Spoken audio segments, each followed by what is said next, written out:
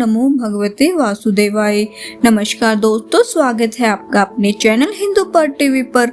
दोस्तों, आज मैं आपको वैशाख महात्म्य के अंतिम 2 अध्याय 24वां और 25वां अध्याय सुनाने जा रही हूँ।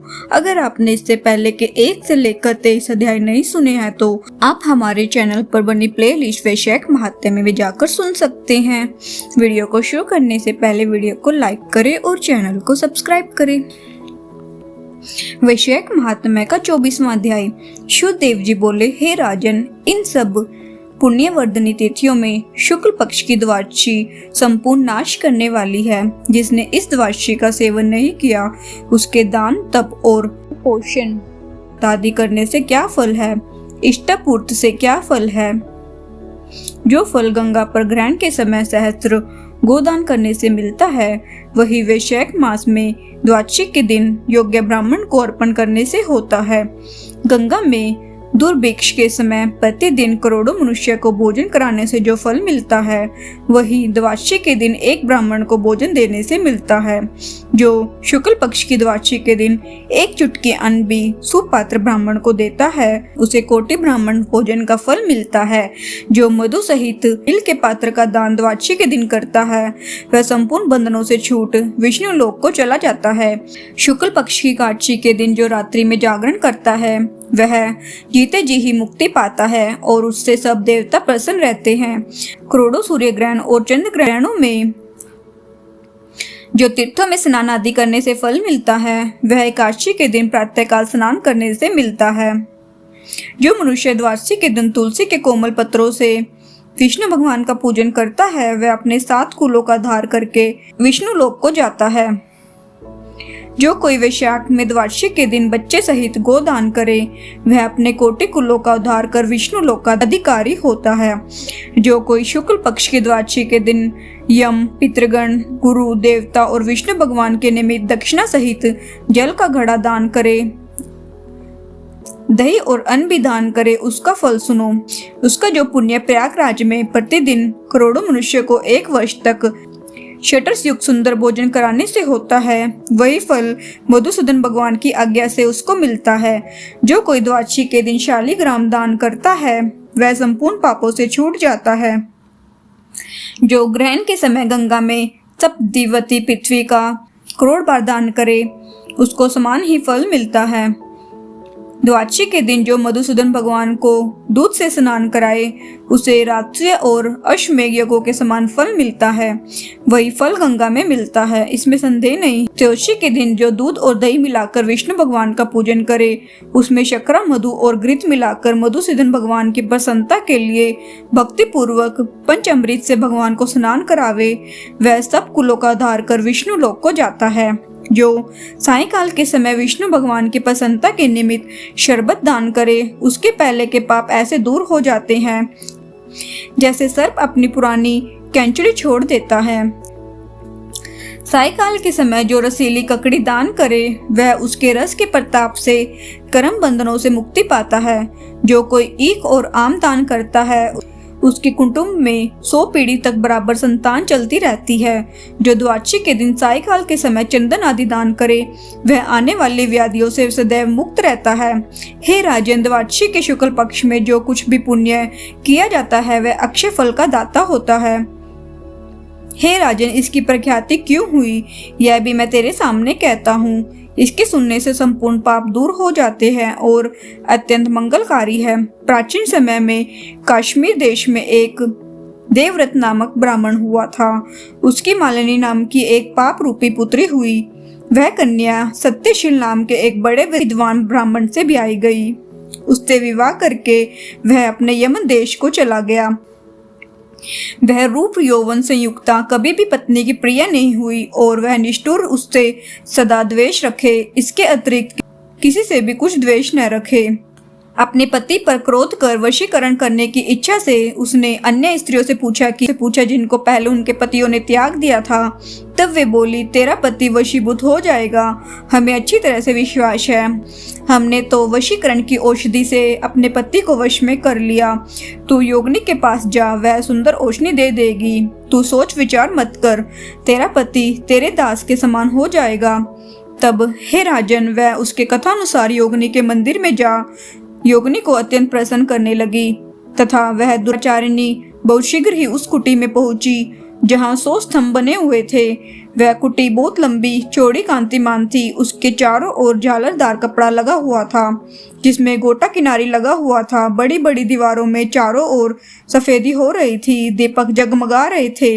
ऐसे शोभेमान स्थान में विराजित सेवा करने को आने वाले को देख रही थी।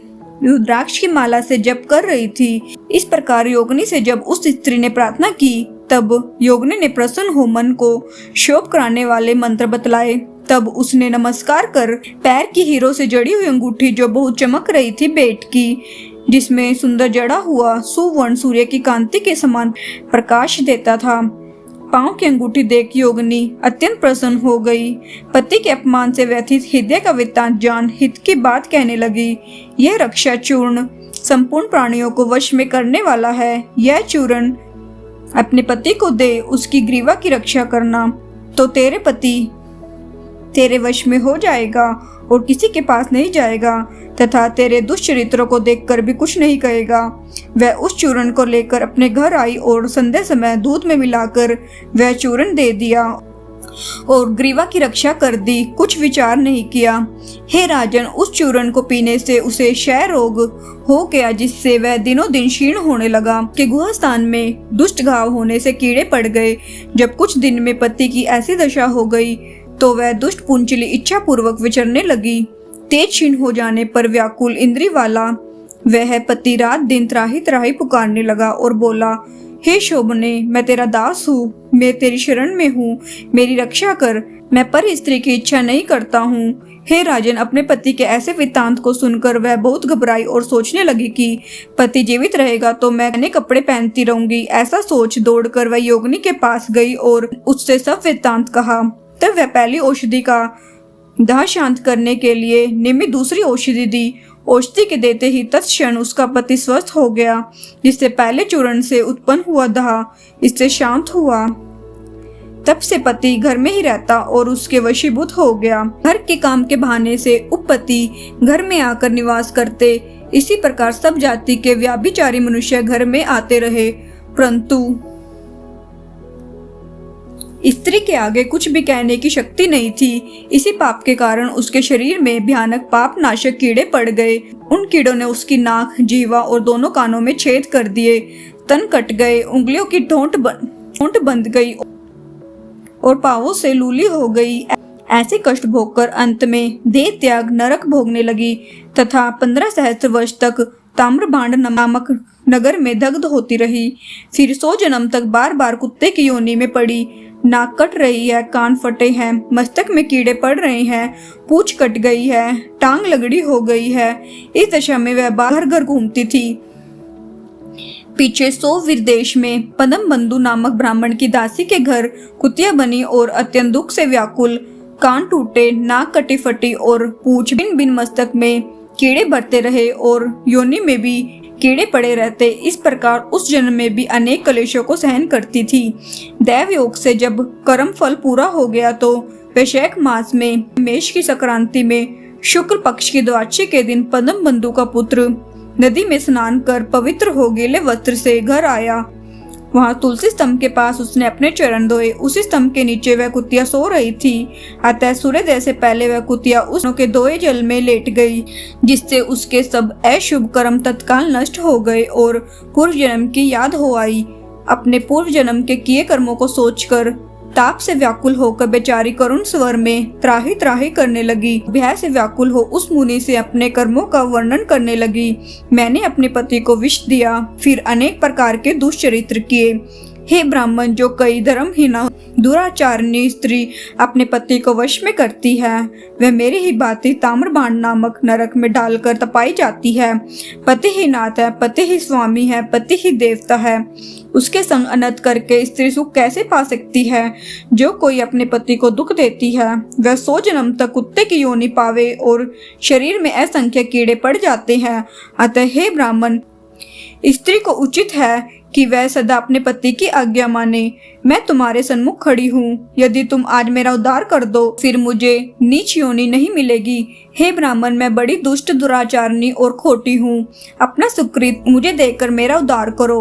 वैशाख शुक्ल पक्ष में पुण्यों को बढ़ाने वाली द्वादशी के दिन स्नान, दान आदि, अन्न भोजन आदि जो सुकृत आपने किया है वह मुझे दे दो। हे ब्राह्मण, इस सुकृत के प्रभाव से मेरी मुक्ति हो जाएगी।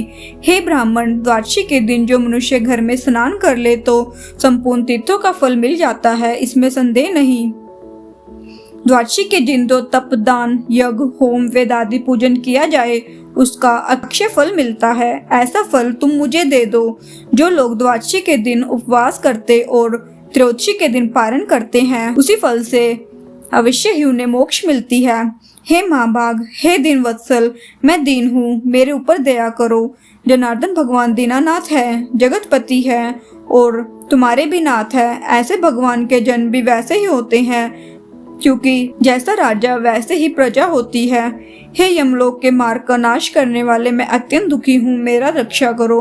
हे दीन वत्सल, मैं तुम्हारे द्वार पर रहने वाली दीन कुतिया हूँ। यह तिथि सहस्त्र ब्रह्मा हत्या, गो हत्या और करोड़ों अगम्य गमन से उत्पन्न हुए दोषों को नष्ट कर देती है। हे महामुने, इस तिथि में आपने जो महापुण्य किया है वह मुझे देकर मेरा उद्धार करो। मैं बड़ी दीन हूँ, व्याकुल हूँ, मेरी रक्षा करो। और अंत में दिव्यवर, मैं तुमको नमस्कार करती हूँ। ऐसे वचन सुन वह मुनि पुत्र कुतिया से बोला, हे कुतिया, अपने किए हुए कर्मों के सुख दुख रूपी फलों को प्राणी भोगता है। हे दुराचारणी शूद्र, क्या करेगी जिसने रक्षा चूर्ण आदि द्वारा अपने पति को वशीभूत किया। साधु के प्रति जो पाप करता है वह उसी को दुख देता है और जो पुण्य करता है वह उसी के दुख को हरण करता है। पापी के लिए मनुष्य जो कुछ करता है वह पाप और पुण्य दोनों को नष्ट करता है। जैसे मिश्री मिला दूध सर्प को पिलाने से केवल विष ही बढ़ता है, ऐसे ही पाप कर्म है।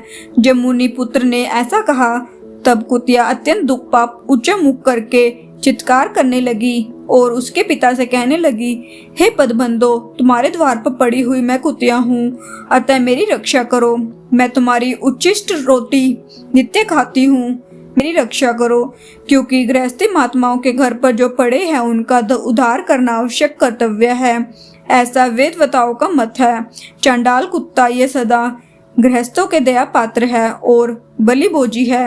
अपने पाले हुए असमर्थ रोग से पीड़ित का जो उद्धार नहीं करते वे अवश्य ही नरक में पड़ते हैं, इसमें संदेह नहीं। यह वेदवेताओं का मत है। सब संसार का कर्ता एक ही परमात्मा है। वह सबको रचकर स्वयं सब जीवों को दरादि रूप से पालन करता है। अतएव अपने पाले हुए की रक्षा करना भगवान की आज्ञा है। उस पोष्य रक्षा रूप भगवान की आज्ञा को उल्लंघन कर जो अज्ञानी बने हैं वह भगवत कोप से अपने सर्वस्व को नष्ट अंत में नरकगामी होते हैं। यह कर्म कर्तव्य है। तुम दयालु हो, अतएव मुझ दुर्बुद्धि का उद्धार करो। घर के भीतर दुख से आर्त कुतिया के ऐसे वाक्य सुनकर पदबंधु शीघ्र ही घर से बाहर आए और कुतिया से प्रश्न करने लगे, क्या बात है? तब पुत्र ने सब कथा वर्णन की तो अपने पुत्र के वचन सुन विस्मित हो कहने लगे, मेरा पुत्र होकर तुमने यह क्या कहा? हे पुत्र, साधुओं का ऐसा वाक्य कहना अनुचित है। अपने ही आत्मा का सुख देने वाले पापी औरों से तिरस्कृत किए जाते हैं। हे पुत्र, देखो, संपूर्ण प्राणी परोपकार के ही लिए हैं। चंद्रमा, सूर्य, पवन, पृथ्वी, अग्नि, जल, चंदन, वृक्ष और महात्मा लोग सभी परोपकार में स्थित है। हे पुत्र, दधीचि ने देवताओं के उपकार के लिए दैत्यों का महाबलिजान अपनी हड्डी निकाल के दे दी। राजा शिवी ने कबूतर के बदले अपना मांस काट कर दे दिया। जब भूखे शेन ने कबूतर के ऊपर छलांग मारी थी। जीमुतवाहन नामक एक राजा पृथ्वी मंडप पर हुआ था, उसने भी महात्मा क्रूड के लिए अपना जीवन दे दिया। अतः विद्वान ब्राह्मणों को तो सदा ही दया करनी चाहिए। मेघ शुद्ध स्थान पर बरसता है तो क्या अशुद्ध स्थान पर नहीं बरसता है? क्या चंद्रमा चंडाल के घर प्रकाश नहीं करता? इसलिए बार बार प्रार्थना करती हुई इस कुतिया के दुख को अपने पुण्य के प्रभाव से दूर करूंगा, जैसे कीचड़ में फंसी गौ को निकालते हैं। इस प्रकार पुत्र को समझाकर स्वयं पद्म शर्मा ने प्रतिज्ञा की, हे कुतिया, मैं तेरे निमित्त द्वादशी के दिन का पुण्य देता हूँ, तो अपने सब पापों से छूट विष्णु लोक को जा। इतना कहते ही हे राजन, वह कुतिया अपने जीर्ण शरीर को त्याग दिव्य वस्त्र भूषण पहन सो सूर्य के सदृश प्रभाव वाली सावित्री के समान हो। ब्राह्मण से आज्ञा मांग 10 दिशाओं में प्रकाश करती चली गई। स्वर्ग में अनेक प्रकार के महाभोगों को भोग, पृथ्वी पर नारायण भगवान के अनुग्रह से वैशाख शुक्ल द्वादशी के प्रभाव से उर्वशी नाम की श्रेष्ठ अंगों वाली देवताओं की प्रिय अप्सरा हुई। इसे योगीजन योग द्वारा प्राप्त करते हैं। ऐसे अग्नितुल्य प्रकाशित श्रेष्ठ परमार्थ रूप को प्राप्त कर संत जन भी मोहित हो जाते हैं। उसी रूप को कुतिया ने प्राप्त किया। तत्पश्चात पद्म बंधु ने मधुसूदन भगवान की प्यारी पुण्य बढ़ाने वाली इस तिथि को संसार में ख्यात किया। करोड़ों सूर्य ग्रहण और चंद्र ग्रहण से भी अधिक पुण्य रूपी और सब योगों में अधिक ऐसी यह तिथि ब्राह्मणों ने तीनों लोग में सिद्ध कर दी। इस प्रकार वैशाख महात्म्य का 24वां अध्याय समाप्त हुआ। बोलो विष्णु भगवान की जय। महात्म्य का 25वां अध्याय। शिवदेव जी कहने लगे, हे राजन, वैशाख में शुक्ल पक्ष के अंत में जो 3 तिथि पूर्णमासी तक है वे बड़ी शुभ फल देने वाली है। ये तीनों तिथि पुष्करणी कहलाती है। ये समस्त पापों को दूर करने वाली है। जो कोई वैशाख मास में महीने भर तक स्नान नहीं कर सकता, उन्हें इन तिथियों में स्नान करने से संपूर्ण फल मिल जाते हैं। संपूर्ण देवता त्रयोदशी के दिन इकट्ठे होकर जीवों को पवित्र करते हैं। पूर्णमासी के दिन विष्णु भगवान के संग संपूर्ण तीर्थ इकट्ठे होते हैं। चतुर्दशी के दिन यज्ञ सहित सब देवताओं ने पवित्र करते हैं। कोई कैसा ही ब्रह्मगाती अथवा मदपान करता हो, ये सबको पवित्र करते हैं। प्राचीन काल में वैशाख की एकादशी के दिन विष्णु भगवान ने अमृत उत्पन्न किया। द्वादशी के दिन उसकी रक्षा की। त्रयोदशी के दिन देवताओं को अमृत पिलाया और चतुर्दशी के दिन देवताओं के विरोधी दैत्य का नाश किया तथा पूर्णमासी के दिन देवताओं ने अपने राज्य को प्राप्त किया। इससे देवताओं ने प्रसन्न हो इन तीनों तिथियों को प्रीतिपूर्वक प्रफुल्लित चित्त से वरदान दिया था। वैशाख मास में ये तीनों तिथियां शुभ हैं। पुत्र पुत्र आदि फल देने वाली और मनुष्य के पापों को दूर करने वाली है। अधम मनुष्य संपूर्ण वैशाख मास में स्नान नहीं कर सकते। वह इन तिथियों में स्नान करने से पूर्ण फल प्राप्त कर लेते हैं। जो मनुष्य इन तिथियों में भी स्नान दान आदि नहीं करते, वे चंडाल की योनि पाते हैं और फिर रौरव नरक में जाते हैं। जो इन तीनों तिथियों में गर्म जल से स्नान करते हैं, वे 14 मनवंतर तक रौरव नरक में निवास करते हैं। पितृषु और देवताओं के लिए जो दही और अन्न दान नहीं करते, वे पिशाच की योनि प्रलय काल तक भोगते हैं। जो वैशाख मास में नियम पूर्वक कर्तव्य कर्मों में लगे रहते हैं, विष्णु भगवान की सयुज्य मुक्ति को प्राप्त होते हैं, इसमें संदेह नहीं। जो वैशाख के कुल महीनों में नियम पूर्वक न रहकर केवल इन 3 तिथियों में शास्त्र विहित कर्म करते हैं, वे पूर्ण फल पाकर विष्णु लोक में निवास करते हैं। जो मनुष्य देवता, पितृश्वर, गुरु और विष्णु भगवान के निमित्त स्नान दान नहीं करते, उन्हें हम शाप दे देते हैं। वे मनुष्य निसंतान, आयुहीन और दुखी होंगे। देवता ऐसा वर देकर अपने अपने धाम को चले गए। अतः वे तीनों तिथियां बड़ी पुण्यकारिणी और सब पापों को नाश करने वाली है तथा तीनों पुष्करणी कहलाती है। पुत्र और पौत्र को बढ़ाने वाली है। जो स्त्री पूर्णमासी के दिन ब्राह्मण को मालपुआ और खीर भोजन करवावे तो कीर्तिमान पुत्र पावे। पिछले इन्हीं तीनों दिनों में जो कोई गीता का पाठ करे, उसे प्रतिदिन अश्वमेध यज्ञ करने का फल मिले, इसमें संदेह नहीं। जो कोई इन तिथियों में विष्णु सहस्त्र नाम का पाठ करता है, पुण्य के फल कहने की तो किसी में स्वर्ग अथवा पृथ्वी भर में सामर्थ्य नहीं है। पूर्णमासी के दिन कोई सहस्त्र नाम का पाठ करे और एक एक नाम पर मधुसूदन भगवान को दूध से स्नान करावे तो उसके सब पाप दूर हो जाते हैं और वह विष्णु लोक को चले जाते हैं। जो सभी उत्तम उत्तम पदार्थों द्वारा मधुसूदन भगवान का पूजन करे तो कल्पांत में भी उसके पुण्य क्षीण नहीं होते। जो कोई वैशाख मास में न स्नान करे न दान करे, वह ब्रह्म हत्यारा, गुरुघाती और पितेश्वरों का नाश करने वाला होता है। जो कोई नित्य प्रति श्रीमद् भागवत का एक श्लोक, अर्ध श्लोक या चौथाई श्लोक पढ़े तो ब्रह्मत्व को प्राप्त होता है।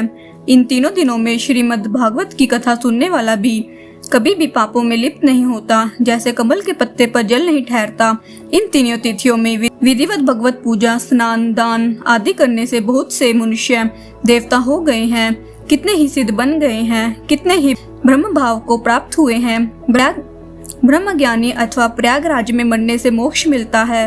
अथवा वैशाख मास में नियम पूर्वक स्नान करने से मोक्ष मिलती है।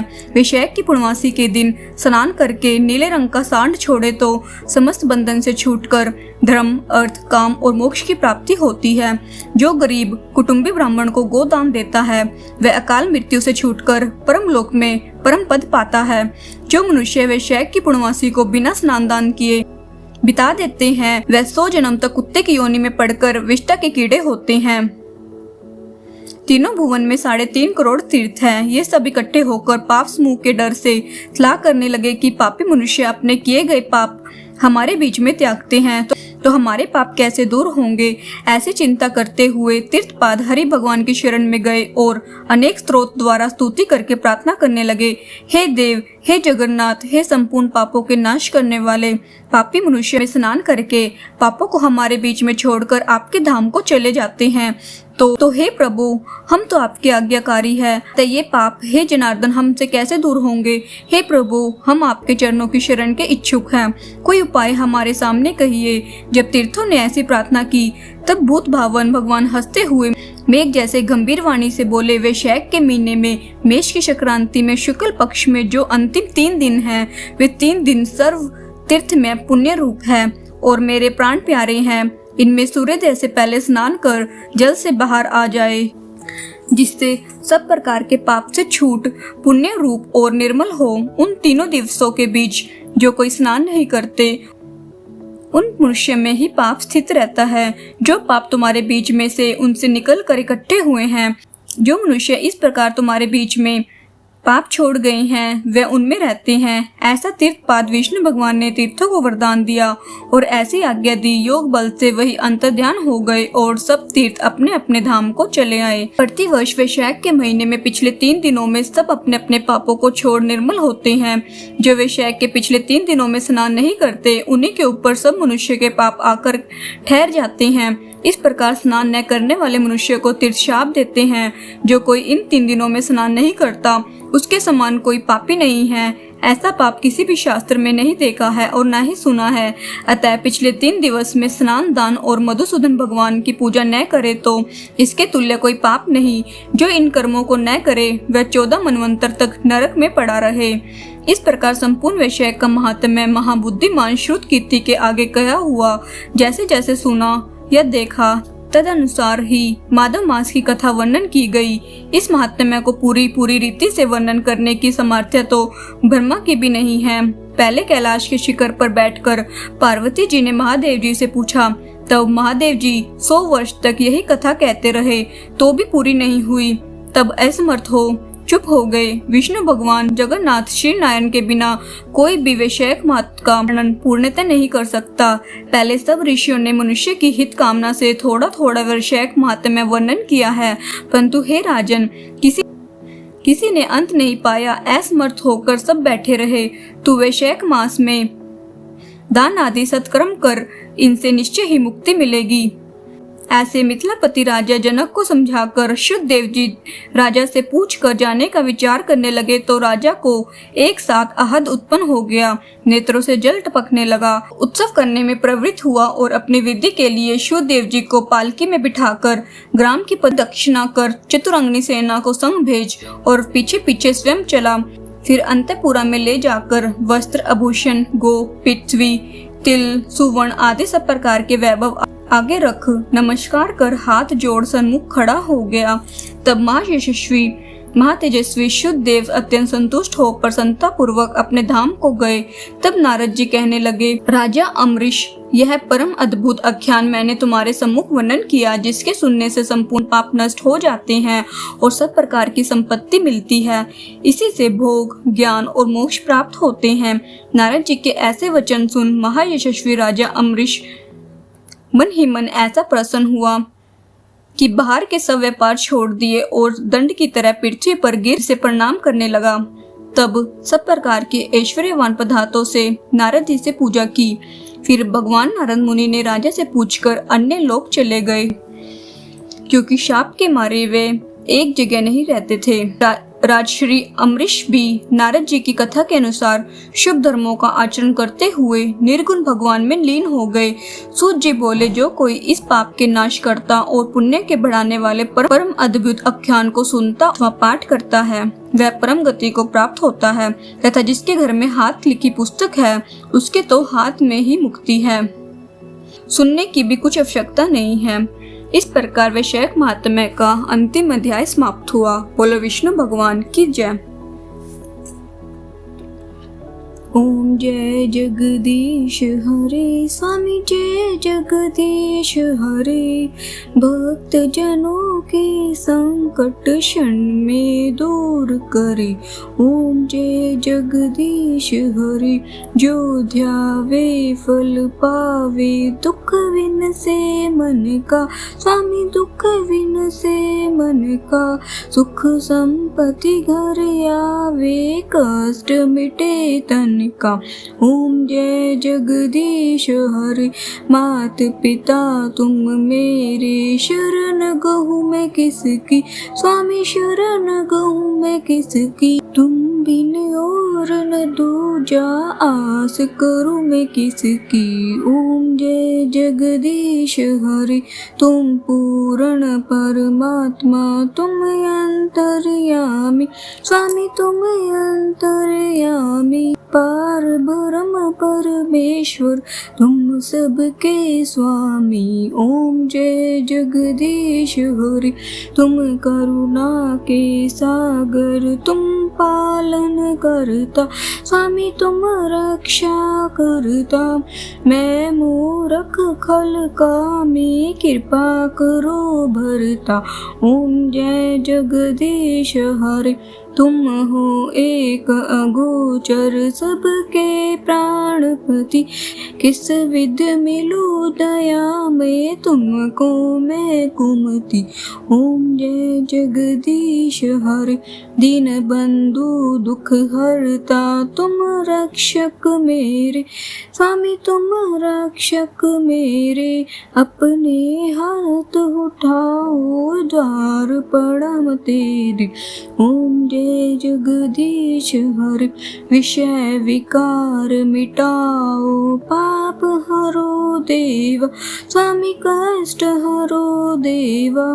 श्रद्धा भक्ति बढ़ाओ, संतन की सेवा। ओम जय जगदीश हरे, श्री जगदीश जी की आरती जो कोई नर गावे। कहत शिवानंद स्वामी, सुख संपत्ति पावे। ओम जय जगदीश हरे, स्वामी जय दीननाथ हरे। भक्त जनों के संकट, दास जनों के संकट क्षण में दूर कर। ओम जय जगदीश हरे। बोलो विष्णु भगवान की जय।